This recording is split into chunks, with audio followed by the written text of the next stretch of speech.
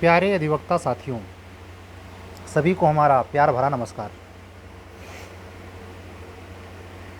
आज जब हम ये वीडियो रिकॉर्ड करना शुरू कर रहे हैं तो ठीक 12:30 बज रहे हैं 25 जून के, और ये वो तारीख है जब उच्चतर न्यायिक सेवा 2022 की संभावित भर्ती के संदर्भ में टेस्ट सीरीज का आयोजन का श्री गणेश है। आज इवनिंग में 7 बजे से 10 बजे तक 3 घंटे का प्रश्न पत्र है। यह पहला प्रश्न पत्र है। हमने पूरी कोशिश की है इस प्रश्न पत्र को बनाने में, और उसके उत्तर से जिस उत्तर की आपसे अपेक्षा है उसमें मंतव्य दोनों का, हमारे बनाने का और आपके उत्तर लिखकर देने का। मंतव्य एक है, बदलती हुई घटनाओं, परिदृश्यों, साथ ही उच्च न्यायालय के अपने स्टेट के यानी उत्तर प्रदेश हायर जुडिशरी, मध्य प्रदेश, छत्तीसगढ़, राजस्थान और उत्तराखंड उच्चतर न्यायिक सेवा के संभावित संविधान के प्रश्न पत्रों पर एक सूक्ष्म अवलोकन के उपरांत उसका परिशीलन है।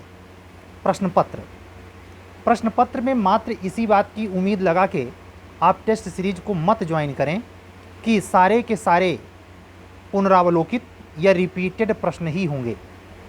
सनद रहे 2018 पार्ट 3 यूपीएचजीएस को अगर छोड़ दिया जाए तो यह पुनरावृत्ति 35 या 33% से ज़्यादा नहीं है।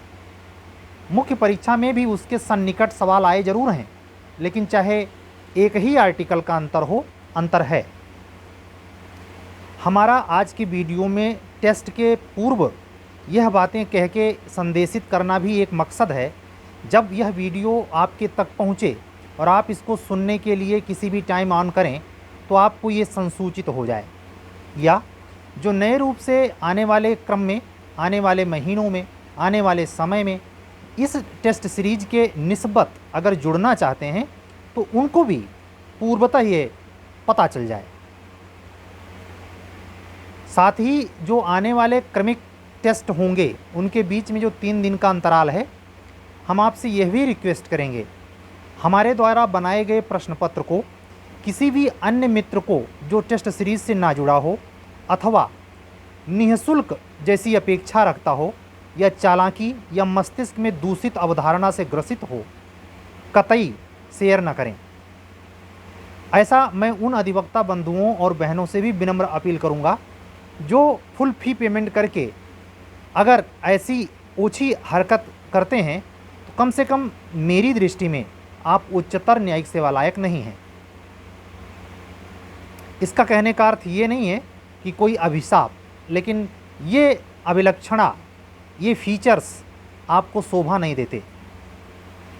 ऐसा कहने का मतलब ये भी नहीं है कि एक आईपीसी में प्रॉब्लम आती है कि एक आदमी को भूत प्रेत टोना टोटका का शिकार होना पाया गया और उससे निवृत्ति दिलवाने के लिए एक सोखा के पास उस व्यक्ति को ले जाया गया। वो व्यक्ति उसको बलपूर्वक डंडे से, हाथ से मारता है और आम पब्लिक खड़ी होकर ये तमाशा देखती है कि इसका भूत भगाया जा रहा है, लेकिन उस चोट से ग्रसित होकर वह व्यक्ति मृत हो जाता है। प्रश्न आपसे पूछा जाता है कि भारतीय दंड संहिता के अनुसार यह व्यक्ति जिसने उसको चोट पहुंचाई और वो मृत हो गया, किस अपराध से दोषी होगा। अब आप इसको अगर ढूंढेंगे तो जेन्युइन जो रीजन होता है गैर इरादतन मानववध, गैर इरादतन आपराधिक मानववध, वो हत्या के लिए दोषी क्यों नहीं ठहराया जा रहा है।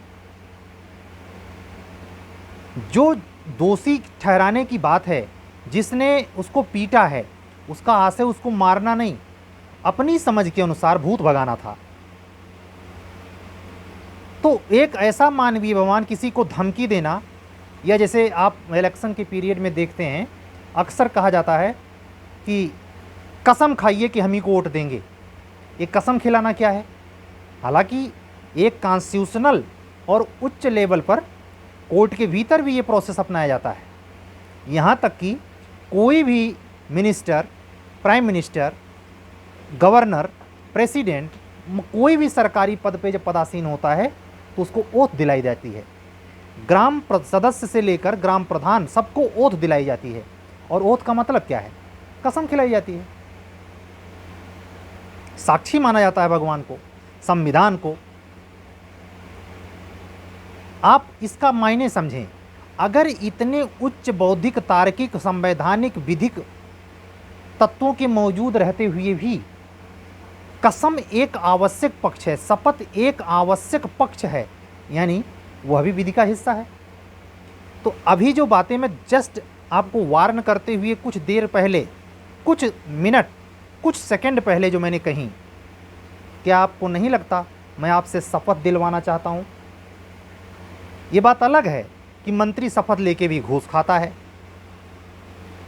अपने घर बनवाता है, जनता के पैसे से ऐसो आराम करता है, खुद ही को नहीं आराम दिलाता, अपने पूरे खानदान, कुल, गोत्र, परिवार, नात, हित, रिश्तेदार, जहां तक उसकी पहुंच होती है, जनता के पैसे का दुरुपयोग करके और लिए गए शपथ का खुल्लम खुल्ला उल्लंघन करके पूरे राजनीतिक दल की हर पार्टियां लगभग इसमें सम्मिलित हैं, नेता, मंत्री, विधायक। ऐसे ही वकालत के पेशे में इन जुडिशरी, इन कोर्ट, कुछ तो पेशेवर साक्षी होते हैं जो कसम खा करके झूठ बोलने में उनको दिक्कत नहीं आती। 191, 192, 193, 194 आईपीसी चलती रहे, क्या फ़र्क पड़ता है? तो इतनी बातें जो हमने कही लगभग 4 मिनट में, आपके बौद्धिकता, मानवीय विकास, अब अपर जिला जज बनने के लिए मूल्य विकास, और साथ ही जिस क्षण, जिस समय बेला पर आप माननीय उच्च न्यायालय के न्यायमूर्ति गणों के समक्ष साक्षात्कार हेतु प्रस्तुत होंगे, उस समय आपके मन के अंदर ये भाव आना चाहिए कि हमने पूरे प्रोसेस में ईमानदारी बरती है, किसी के साथ चीटिंग नहीं की है, और कम से कम जिससे शिक्षा ली है उससे तो बिल्कुल नहीं की है। इतना मुझे इसलिए बोलना पड़ रहा है क्योंकि मेरा प्रोसेस जो सीरीज का है वो किसी ऑनलाइन ऐसे मेथड से उसको एडॉप्ट नहीं किया जा सकता जैसा मैं सोच रहा हूँ, क्योंकि हर चीज़ मेरे अकॉर्डिंग नहीं हो पाएगी, अभी प्रारंभिकी है। आने वाले समय में मेरी ही शर्तें केवल चलेंगी, आपसे मेरा मतलब नहीं होगा। लेकिन अभी मुझे 70% आपकी शर्तों के अनुरूप करना पड़ रहा है, इसलिए मैं रिक्वेस्ट कर रहा हूँ, इस पर बात करने इसमें समय जाया नहीं करता, और आज ही इसलिए कर दे रहा हूँ क्योंकि सीरीज आज से ही शुरू है। श्री गणेश है। थोड़ी सी बात करेंगे, एक अधिसूचना मध्य प्रदेश उच्च न्यायालय से आई है न्यायिक सेवा जूनियर डिवीज़न भर्ती के लिए। 3 से 4 महत्वपूर्ण बदलाव हुए हैं। एक, अगर मध्य प्रदेश जूनियर डिवीज़न में आपको सेवा लेनी है तो आपको एक बांड भरना पड़ेगा कि आप लिख कर दें कि 5 साल तक सेवा जरूर करेंगे, अन्यथा आपसे 10 लाख का बांड, यानी 10 लाख रुपए गवर्नमेंट आपसे ले लेगी। क्यों? ये बिहार में भी है।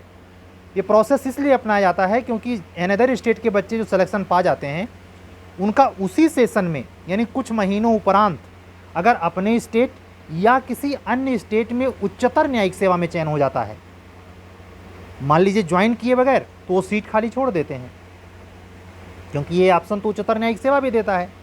ज्वाइनिंग मानी जाती है, एग्ज़ाम देना रोका नहीं गया है। अगर आपने ज्वाइन कर लिया तो फिर आप उच्चतर न्यायिक सेवा के लिए आहर नहीं होंगे बार कोटे की भर्ती में। धीरज मोर केस 2020, समझ रहे हैं?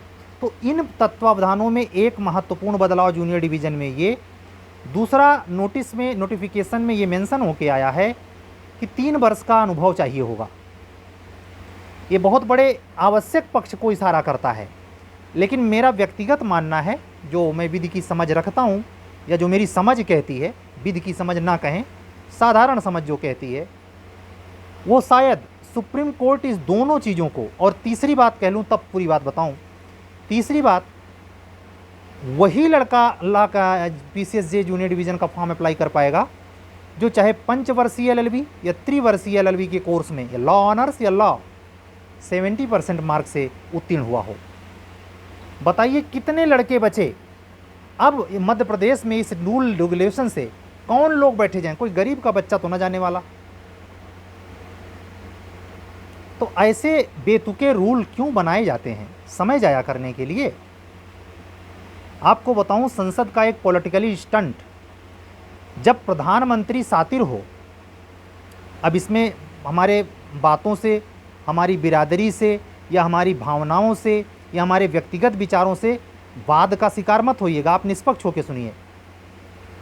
तो प्रधानमंत्री किसी रूल रेगुलेशन को, या कोर्ट ही रूल रेगुलेशन को पेंडिंग लिस्ट में डाल देती है, जजमेंट जानती है इसका क्या है, लेकिन तुरंत पास नहीं करती, और तुरंत पास ना करके जो समय देती है उसका दुरुपयोग मिनिस्टर या केंद्र सरकार करती है, जैसा दिल्ली वाले अध्यादेश प्रकरण में देखा जा रहा है। दिल्ली गवर्नमेंट के जो मुख्यमंत्री है उसकी पावर को रेक्टिफाई करते हुए माननीय उच्च न्यायालय की 5 न्यायमूर्तियों की संविधान पीठ ने सर्वसम्मति से फैसला दिया कि गवर्निंग बॉडी चीफ मिनिस्टर है, कुछ महत्वपूर्ण प्रकरणों को छोड़कर। अब उस पर केंद्र सरकार को ये ईगो का विषय है, उसके अपने तर्क हैं, तार्किक तर्क गढ़े भी जाते हैं। आप क्या समझते हैं? इसीलिए तर्क को वेश्या का दर्जा मिला हुआ है। ऐसा नहीं कि बहुत तार्किक हैं तो बहुत बढ़िया हैं, नहीं। कई बार तर्क अक्सर अमानवीय हो जाता है, कुत्सित हो जाता है, और कब वो क्रूरता का रूप ले लेता है इल्म नहीं पता चलता।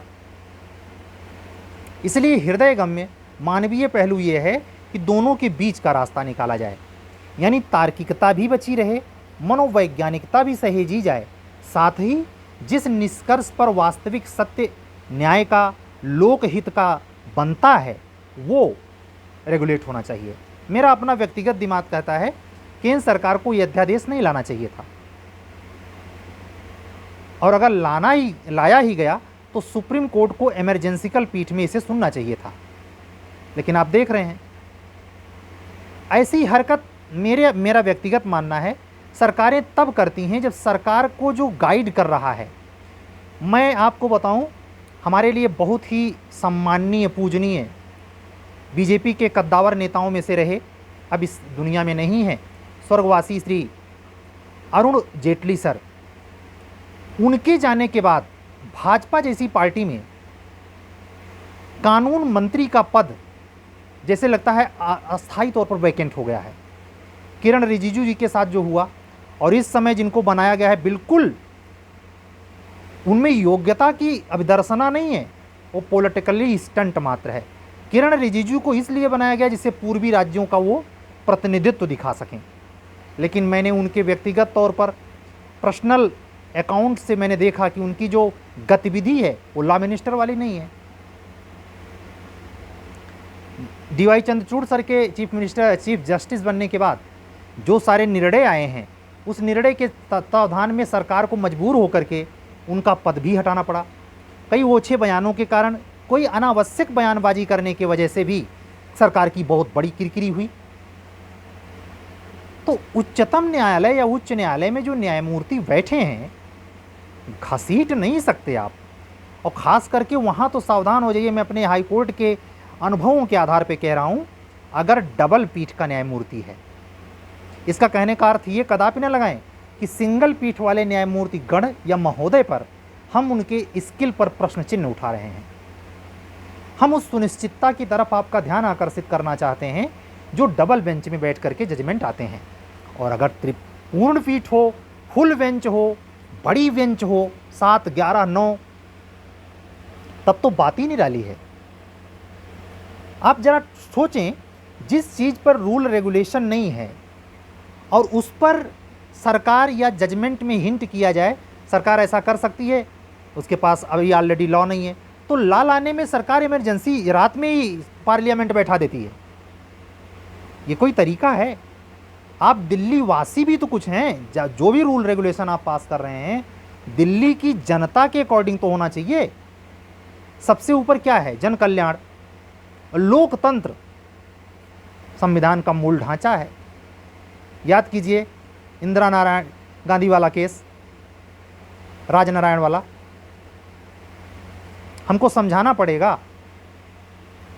तो इन सब चीज़ों में कौन बेहतर होता है? ये तो जो वर्तमान में भारत सरकार के सबसे बड़े अटॉर्नी जनरल ऑफ इंडिया, उनकी ड्यूटी है, और दूसरे उससे बढ़कर लॉ मिनिस्टर की ड्यूटी है। लॉ मिनिस्टर का पद लचर होने की वजह से, सीधे शब्दों में कह रहा हूँ, ये हो सकता है ये बीजेपी का कोई कार्यकर्ता, लीगल सेल या कोई भी व्यक्ति किसी को कहे, तो मैं अपने विधिक अनुभवों, अपने व्यक्तिगत अनुभवों से कह रहा हूँ कि इस कमी को इलेक्शन आने के पूर्व बीजेपी को अस्थायी तौर पर मजबूती के साथ भरना चाहिए।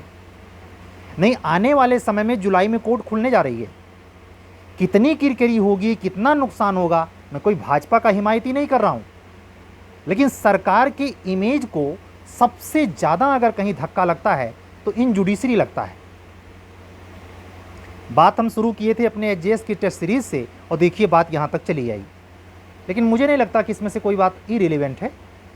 जानकारी होनी चाहिए, मंतव्य समझा जाना चाहिए, वो भी यूं ही नहीं, उसकी सुसंगतता, उसकी ग्राह्यता और उसकी तार्किकता, तीनों को एक खांचे में कसा जाना चाहिए। उसके बाद ही फाइंड आउट करके निकालना चाहिए कोई निष्कर्ष।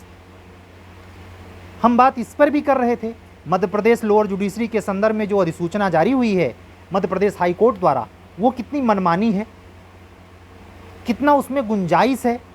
निश्चित तौर पे वो चुनौती के तुल्य है, चुनौती होगी ही, मामूली हित बाधित होगा, A to Z 70% मार्क ले आएगा भाई, ये कहाँ का इंसाफ है। आश्चर्य होता है, ये नियमावली में ये शब्द गढ़ते समय, इस नियम को औपबंधिक रूप से उपबंधित करते समय ये कौन लोग थे जिनकी कमेटी ने डिसाइड किया। उनका कोई दोष नहीं जिन्होंने उसको औपबंध किया, तो स्टोनों का काम ही है, आर्डर आ गया उसको टाइप करना है। जो भी न्यायमूर्तिगण इसमें शामिल हैं, विचारणीय प्रश्न उठता है, इतना भी नहीं समझ हो सकती। तो मेरा व्यक्तिगत मानना है कि जो भी नियम है उनका अपना क्षेत्राधिकार है, अपना काम किया, लेकिन लॉ ये कहती है कि इसके अगेंस्ट उसे चैलेंज किया जा सकता है।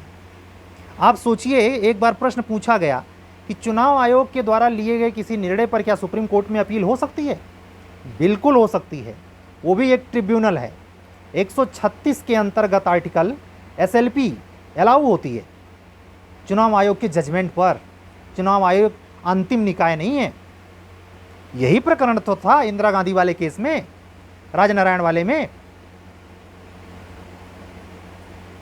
तो ये बात मैं इसलिए कह रहा हूं कि आप अगर कोई प्रश्न का उत्तर लिख रहे हैं तो आपके उत्तर लिखने में जो मेरा प्रश्न आपके पास जाएगा, आप उत्तर लिखकर मुझे देंगे, दोनों में इस बात का मिश्रण होना चाहिए कि तत्काल में घटती हुई घटनाएं माननीय उच्चतम न्यायालय द्वारा दिए गए मानद निर्णयों, रूलिंग्स और उसके मुख्य उद्देश्यों को कम से कम 4 लाइन में जरूर उद्धृत करें।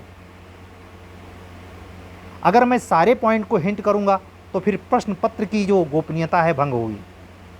यह भी बात हमने इस छोटे से वीडियो में समझाने की कोशिश की है कि हमारे प्रश्न पत्र को या नोट्स सीरीज़ को शेयर अन्य तक क्यों ना करें, क्यों ना करने की समझाने की कोशिश से। बाकी आपकी मर्जी है, हम आपका हाथ थोड़े पकड़ेंगे। जैसे कोई कसम झूठी खा के कसम सही खा रहा है लेकिन वो उसको मुकर जा रहा है, जैसे होता है ना एडमिशन, एडमिसिबिलिटी, मुकरी हुई संस्वीकृति, सब एविडेंस में ये आदमी करता ही करता है। स्टीफन साहब को आज भी मैं सैल्यूट करता हूँ कि 167 में बनाया गया एविडेंस एक्ट क्या कमाल का लिखा है कि कैसों आदमी अपराध करे उसी साक्ष्य के नियम कानून के अंतर्गत आ जाता है। आप अगर कायदे से ढूंढेंगे तो आईपीसी में दरकन मिलेगी संशोधन। 309 कभी विवाद में आ गया, कभी 307 विवाद में आ गया, 497 का हाल देख ही रहे हैं, 377 का हाल देख ही रहे हैं। लेकिन हमको ये बताइए एविडेंस का कोई डिलीट किया गया हो? इतना सदाबहार और कितना पुराना, 1872। तो इतना सार्वभौमिक दिमाग रखिए जैसे स्टीफन साहब का था। आप जब कॉन्स्टिट्यूशन पर या आने वाले टेक्स्ट पेपर पे आपने शब्द इंग्लिश मीडियम या हिंदी मीडियम में उकेरें और स्किल की गति को मेंटेन करें तो आप इन सब बातों को ध्यान में रखें जो आज मैं बोल रहा हूँ। आज की बातें सिर्फ आज की ही टेस्ट सीरीज के मात्र कॉन्स्टिट्यूशन के पेपर के संदर्भ में नहीं है, जो संपूर्ण 30 प्रश्न पत्रों की टेस्ट सीरीज है उसके संदर्भ में है। यही सेम बात जूनियर डिवीज़न के टेस्ट सीरीज पर भी अलाउ है। और प्रारंभिक परीक्षा के चूँकि मानक अलग हैं तो उस पर किसी दूसरे दिन, नहीं वीडियो बहुत लंबी हो जाएगी। मैंने दोनों पहलुओं पर बात कर ली, एक तो अपने टेस्ट सीरीज पर, दूसरे मध्य प्रदेश द्वारा जारी की गई अधिसूचना पर। ये दो महत्वपूर्ण प्रसंग थे जो आज की डेट में सुनने जानने जाने चाहिए, समझे जाने चाहिए। उसके तार्किकता को, लीगलिटी को, उसके सिचुएशंस को, उसके मंतव्य को, उसके मनोभावनाओं को परखने के लिए, पकड़ने के लिए आपका अगर एज ए लॉयर, कंपटीटर या as a prosecution officer, judicial officer, additional district जज, हाई कोर्ट न्यायमूर्ति, सुप्रीम कोर्ट न्यायमूर्ति या एनी सिटीजन, आपको ये जानना चाहिए कि हाई कोर्ट की यदि सूचना किस मंतव्य से क्या कहती है। मिलेंगे कल, चलने दीजिए, हम भी बहुत बिजी शेड्यूल में हैं। से कॉन्स्टिट्यूशन के प्रश्न पत्र में जो हमने तैयार किया है उसमें कुछ तत्वावधानिक या आवश्यक प्रश्नों की संख्या के बारे में मैंने कुछ आज अभी मुश्किल से 2 घंटे पहले कुछ सोचा है, उसको इंट्रोड्यूस करूंगा। आज का दिन बहुत बिजी जाएगा। और एक बात वीडियो बंद करने के पहले भी कह दूं, 5 जुलाई से APO HJS जूनियर डिवीज़न को समान रूप से प्री कम मेंस GS की क्लास स्टार्ट हो रही है। जिस बच्चे को GS से जुड़ना हो 5 जुलाई से वो रजिस्ट्रेशन, 1 जुलाई से रजिस्ट्रेशन स्टार्ट हो जाएगा, 5 जुलाई से क्लास शुरू है। आप हमारे इसी व्हाट्सअप नंबर पर इन तमाम प्रोग्राम से जुड़ने के लिए 7705090393 पर व्हाट्सअप करेंगे, हम आपसे बात करेंगे और आप कनेक्ट हो जाएंगे। ठीक है, तो टेस्ट सीरीज का आज श्री गणेश है। परमात्मा से अनुकंपात्मक प्रार्थना है कि इस महती कार्य में वो अपनी शक्ति से मदद करें, जिससे हम अपने इस महत्वपूर्ण कार्य को अंजाम तक और आपको अपने मंजिल तक पहुंचाने के हमारी जो मदद देने की एक प्रॉमिस है, वादा है, उसको हम सही ढंग से निभा पाएँ। मिलेंगे कल। आप सभी अधिवक्ता बंधुओं और बहनों का दिल से आभार, सभी न्यायिक अधिकारी मित्रों का दिल से आभार। कल फिर मिलेंगे, तब तक के लिए विदा दीजिए। सभी को हमारा जय सिया राम, शुभ रात्रि, सत्यमेव जयते।